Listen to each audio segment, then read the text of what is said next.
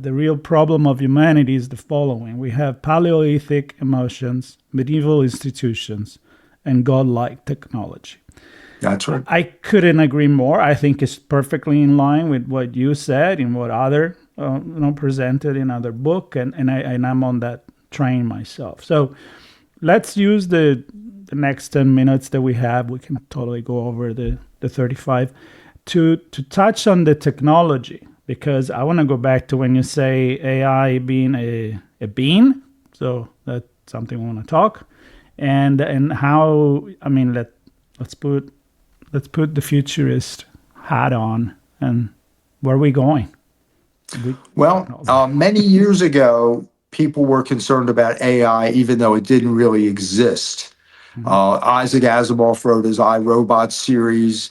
I think it came out in 1950. At about the same time, Alan Turing, the famous mathematician who helped to break the Nazi codes during World War II, was also concerned with this sort of thing. They didn't have really anything that you would call artificial intelligence back then, but he came up with something called the Turing test, because he wanted to know when a machine could be considered to be thinking as opposed to just executing lines of code. And the test he came up with was where you have three beings together, connected, and they're able to text back and forth on a terminal or, by phone or whatever.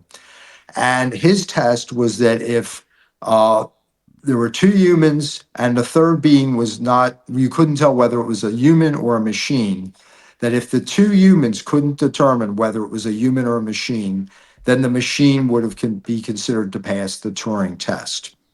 So in other words, if it quacks like a duck and walks like a duck, it might be a duck. And so he made the case, and I think it's still a strong case, that if you can interact with this machine and not tell the difference between interacting with a human, and remember, the interaction could be questions about anything, it could be asking it about relationships, the news, whatever it is, that the machine could be said to be thinking. And personally, I agree with that. I don't see another test out there that is so elegant to be able to do that. Now, let's say at some point, someone takes this to court. Let's say, for example, there's an avatar that's built, an AI avatar. We can do this today, that simulates my mother, okay? And it looks like her on screen, talks like her, acts like her, thinks like her. Gotta be her.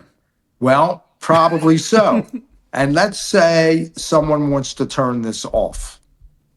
And I go, but I love my mom. I have a relationship. I'm going to go to court to keep you from turning this AI off. And I present my case using the Turing test. And the court decides that because it's indistinguishable from a human, at least in a remote setting, that it should be considered a being. That opens up a tremendous Pandora's box. That means, for example, that we won't be able to turn the AI off. It would be murder.